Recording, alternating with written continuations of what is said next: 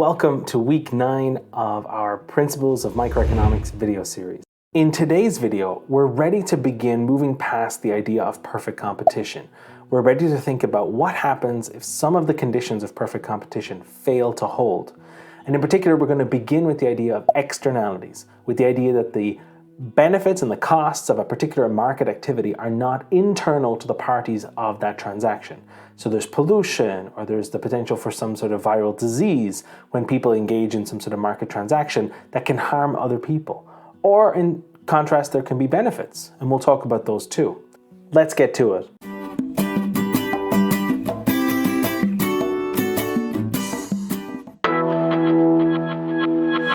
So on screen, you're going to see those familiar 8 conditions of perfect competition. That the goods have to be identical, that there has to be a large number of buyers and sellers, that there has to be well-defined property rights, that there has to be free entry and exit, there is no negotiating over price, there's no price making, it's always just price taking, that the market determines the price, that the goods are private, and we'll talk about that in the next video. But in this particular video, we're going to focus on the idea that the costs and benefits to a market transaction are internal, and we're going to consider what happens if they're not. And in particular, when the costs and benefits of a particular market transaction are not internal, then we say there's an externality. And an externality occurs when an economic transaction imposes a cost on a bystander who is neither the buyer nor the seller. You can have negative externalities and positive externalities. Typical examples of negative externalities are pollution, so you buy something that's made of plastic, you benefit, the seller of the good benefits, and the people who live close to the factory that's using the polluting plastic or where the plastic has to be disposed of when it's done, they're harmed. In similar fashion, congestion, right? You buy a car, the car manufacturer is happy, you're happy, but now you impose a cost on people because you're on the road, you're maybe causing accidents, you're maybe causing delays, so there's an externality. And similarly with COVID in 2020 and 2021, you go to a restaurant, you're happy, the restaurant's happy you're there, but if you're sick or the server's sick or anyone else in the restaurant is sick, there can be external costs imposed upon people. In contrast to negative externalities, you can have positive externalities. And positive externalities just refer to a situation where a bystander benefits from your choice. So say you buy an old house and you fix it up, well, that benefits the neighborhood. Suppose you plant lovely trees and flowers in the front of your yard and you add to the character of the neighborhood. When you buy those flowers and trees, you're happy and the place that sold you those flowers and trees are happy, but you also produce a benefit for your neighbors. In addition, something like college education typically is viewed as having a positive externality because people who complete college, to our society, there's now the potential that you could benefit the rest of the world. You've got knowledge that you can use to make our lives better. You are less likely to commit crimes. You're less likely to get divorced. You're less likely to be arrested for violent behavior. There's all kinds of benefits that are associated with a college degree. So let's take a look at negative externalities in action. In particular, on screen, you're going to see a familiar set of numbers. It's the numbers from the doodad production problem. And what I've done is I've gone ahead and I've added a single column that explains the external costs associated with producing doodads. As you can imagine, because doodads require paper being folded in half and stapled in the corner, the use of paper could be bad for our environment because you're cutting down trees to use the paper, and the stapler could annoy the neighbors of the doodad manufacturing plant because I can't imagine living next door to a factory where the constant activity was stapling of paper together, just one after another. So in the table, what you're going to see is that in addition to average total cost and marginal cost, I've got sort of an external cost, and that cost increases as you produce more of the goods. So when you produce 5, the external cost is just 250. When you produce 14, the external cost is 850. When you produce 16, the external cost is 11.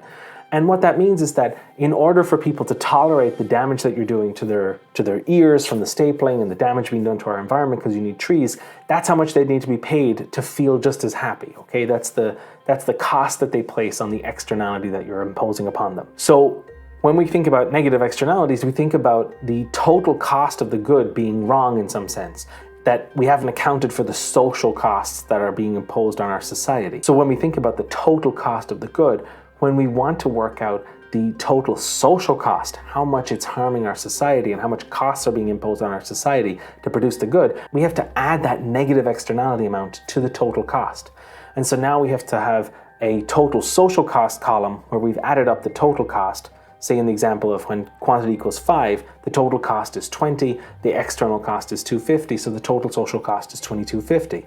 And then you can have a related concept, the marginal social cost. The marginal social cost is just the change in total social cost divided by the change in output. So you want to get the marginal social cost of a single unit. So you divide by however many units that you're additionally producing that are associated with that extra total social cost. So let's consider an example where we think about what would be the free market sort of equilibrium quantity of the good that is produced by this firm if the price was $4.25. And for this, we're going to use marginal analysis. And we're going to compare the marginal revenue, or the price, $4.25, to the marginal cost that you see on screen. So at a price of $4.25, if you're producing nothing, you look and say to yourself, can I produce 5 units? Well, the marginal cost of those units is 3. The marginal revenue that you would get is $4.25, so you do so.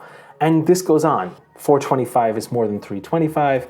$4.25 is more than $3.67. But you stop at a quantity of 12 because the marginal cost of the 13th and 14th units is $4.50 each, and you can only sell them for $4.25. So here at a price of $4.25, the profit maximizing level of output is 12 units. And we have to check that you're profitable. At an output level of 12, the profit is about $8 because the total revenue is 12 times 425, that's 52, and the total cost of producing 12 units was 44 that we saw just on the previous table. Now suppose the price is still 425, but we've got a negative externality. We've got a social cost that exceeds the private cost that the firm is considering. And in the table on screen, you'll see that I've got the marginal social cost. And so what we need to do is compare the price that people are willing to pay, $4.25, to that marginal social cost to determine what would be the socially efficient rather than free market equilibrium. And to do so, again, assume you're producing nothing, the price is $4.25, now you're considering the entire social cost. So the marginal social cost of the first 5 units is $3.50, so at a price of $4.25, the price that people are willing to pay exceeds the marginal social cost, suggesting that these units are socially beneficial, that somebody values them more than the cost that they impose on society. So a benevolent deity or overlord would say, okay, there are costs associated with this, but somebody's willing to pay a larger amount than those costs, and so it's socially beneficial. Same thing is true for an output level of 9. The marginal social cost at an output level of 9 is $3.88, and that is less than the price that people are willing to pay, $4.25. But now, at an output level of 12, the marginal social cost is $4.33, and that's more than $4.25. So it says that the production of the 10th, 11th, and 12th units of the good, the marginal social cost of those units is $4.33, and people are only willing to pay $4.25. That suggests that they are not socially beneficial. And so the free market equilibrium is a quantity of 12, but the socially efficient equilibrium is just producing 9. And that should make intuitive sense, because what it says is that there's an external cost that's being imposed on people that's not being taken into account. And it implies that there's basically too many of the good produced because it's harming people.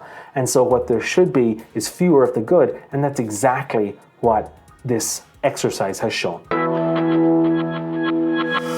In a graph, because typically our marginal cost curve tells us the supply relationship, so long as the firm is profitable. So the marginal social cost curve is just going to be that marginal cost curve, which is the private cost of producing the good, plus the external costs, the negative externality.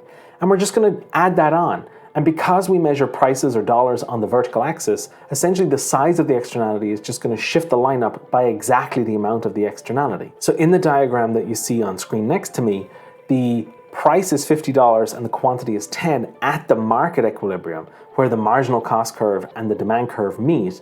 That's going to be the market equilibrium. But because we want to produce at the point that's socially optimal, because now there's this external cost that's not being considered by the buyer or the seller of the good, what we really want is for the equilibrium to be at the point where the marginal social cost interacts with the demand curve, or intersects with the demand curve. And that will be at a price of 70 and a quantity of 7. Let's suppose that the negative externality is $30. And so we can measure the deadweight loss to society from the lack of consideration of the negative externality by the buyer and the seller. Because we can think of the 8th, 9th, and 10th units of this good, the ones that are basically not socially optimal, as creating a deadweight loss. For those goods, the marginal social cost exceeds the benefit that anybody gets from the good as measured by their willingness to pay. And so we get that familiar triangle of deadweight loss, but it's now to the right because it represents too many of the good being produced.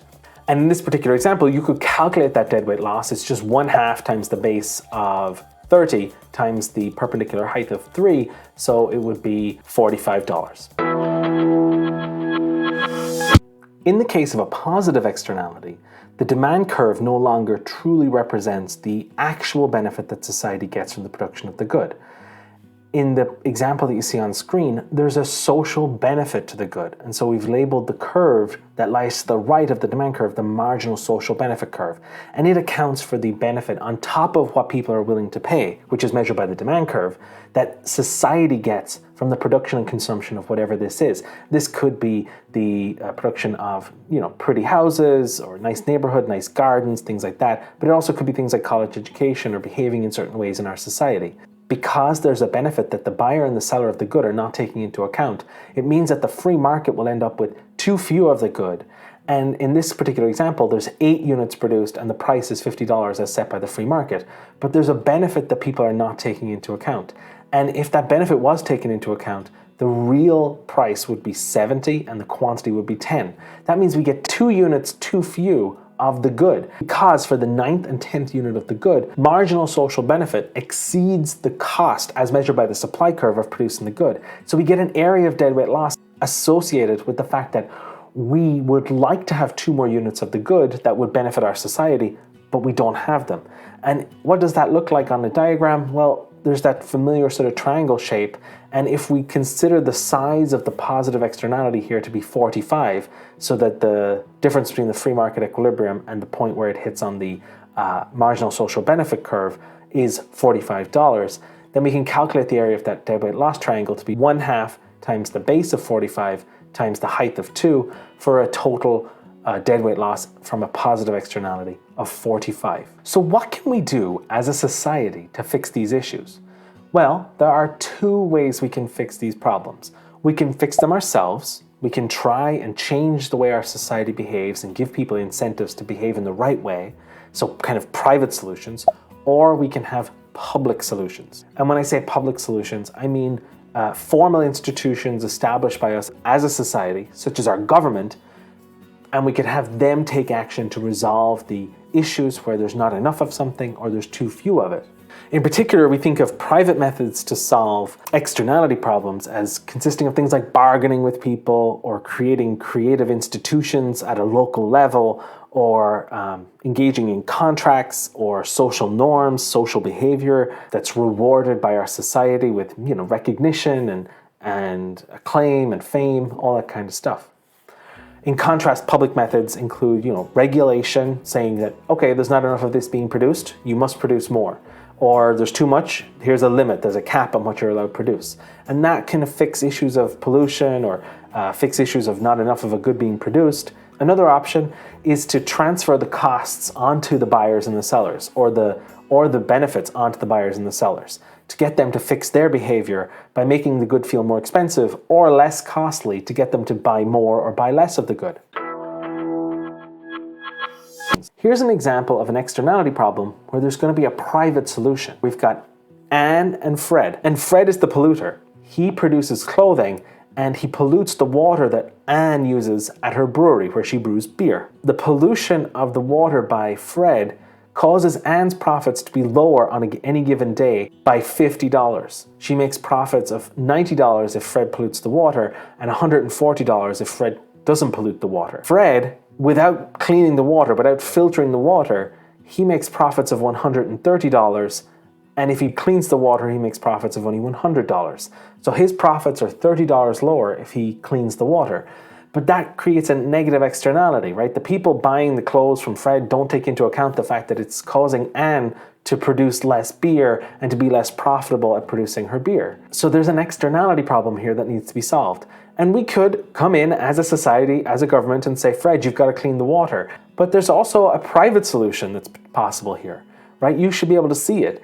Anne is $50 worse off if Fred doesn't clean the water. Fred is only $30 worse off if he cleans the water. So Anne could offer Fred $40 and say, Fred, please clean the water, here's $40. So the basic logic here is just that Anne would like Fred to clean the water. Fred has no incentive to do that because he is more profitable when he doesn't clean the water. But if Anne offers Fred $40, they can both be better off. Fred will be $10 better off even if he cleans the water, and Anne will be $10 better off even if she pays Fred to clean the water. That is a solution to the externality problem. The type of behavior I'm describing here is exactly what's predicted by what is known as the Coase theorem. Private bargaining like this could lead to an efficient allocation of resources. But one of the key aspects of his theorem was that he said so long as the transaction costs are low. And in this example, the transaction costs are low. We've assumed they are because we've said Anne can offer Fred $40 and Fred will accept it because that's the rational thing to do. But Coase's point was actually more that in most cases, the transaction costs are actually really high. Just think about it this way. Suppose Anne and Fred used to be married to one another. Do you think that the solution I presented would work? Suppose Anne and Fred lived on different sides of a political border and spoke different languages like French and German or English and Spanish. They may have communication problems that don't allow them to solve this problem. Alternatively, there could be lots and lots of clothing factories upstream of Anne's brewery, and Anne would have to contract with each one of them individually. She'd have to engage in a lot of transaction costs because she'd have to go and talk to each of them. That's a lot of work. And so it might not be possible for Anne to do all of that and still run her business and be profitable. So because it's unlikely that in many cases people will be able to bargain effectively and solve their externality problems, it is essential that we as a society create institutions like court systems and a government that can effectively regulate and legislate for our economy to solve these kind of problems when we can't solve them for ourselves. One of those solutions is what's known as Pigouvian taxation, and it's named after a guy called Arthur Pigou. He was a British economist around the turn of the 20th century, and he figured out that if there was an externality of $5 from the production of some good, then that meant that the producer was not taking into account a $5 cost to society that we wish that they would. And his simple solution was that, well, we should impose a tax of $5. That would make the producer exactly feel the $5 cost of the production. Let's take a look at that in the graph, right? Here we've got a situation where we've got supply and demand, we've got a free market equilibrium, and now we're going to impose that there's some kind of negative externality. And here, like I just mentioned, the size of that externality is 5. And so the market equilibrium that we would like to have that would be socially optimal would be one where the price was higher, P2 rather than P1, and the quantity was lower, Q1 rather than Q2. Similarly, you can have a Pigouvian subsidy. And in the case of a subsidy, it's just getting people to feel that the benefits to society are there by making it less costly to them, to take into account the fact that it helps society. And if there's an external benefit to society of, say, $4, like depicted in the graph, then the size of the subsidy that you have to give is $4 because people aren't taking into account the fact that there's $4 of benefits being produced when they purchase the good. If you make the good $4 cheaper, they'll take into account that $4 because now suddenly they'll buy more and we'll get that equilibrium that we would like to have where the quantity produced is higher. So that seems easy, right? There's some kind of problem, the market doesn't produce enough or it produces too few, we slap on a tax, we encourage a subsidy, and we fix the market, right? It turns out it's not that straightforward. One, it's very unlikely that we'll know the true value of the externality. In the examples that we did, we just assumed that we knew it, but it's actually really hard to figure that out. Many of the government departments, the USDA, the FDA, and so on, are often interested in what happens when markets don't produce the socially efficient outcome, and so they hire economists to study these things. But I'm going to present to you one particular example that's particularly revealing. So on screen you'll see a picture of a student refilling a water bottle at a water filling station. And the University of Vermont, a few years back, decided that they wanted students to refill their own water bottles at water filling stations rather than purchasing bottled water like, Evian and Aquafina and those kind of things. rather than having those available for purchase on campus. So they banned the sale of bottled water on campus, and they encouraged students to fill their water. And here, this was like a solution to an externality problem. The water bottles were creating pollution, it was bad for the environment, and you might think that everything would go hunky-dory, but it didn't. What happened was, instead of using the water bottle filling stations, students switched to buying sugary sodas and energy drinks because they couldn't purchase bottled water anymore. And a clever study looked at the effect of this decision on students' weight gain in college. All those sugary drinks added up to about a 10 to 15% increase in the weight gain of students exposed to the new policy. And it impacted students who were freshmen more than seniors, suggesting that it was the policy that caused the effect. Essentially, freshmen were exposed to 4 years of this, but those who were seniors when the policy came into effect only had 1 year where they had to buy those sugary energy drinks. That's enough for this video. In this video, what we've looked at is the concept of externalities. And when there are externalities, a free market is going to produce a socially inefficient quantity of a good, either too much or too little of a good. And in our next video, we're going to look at another way that markets can, in some sense, fail by considering what are called public goods.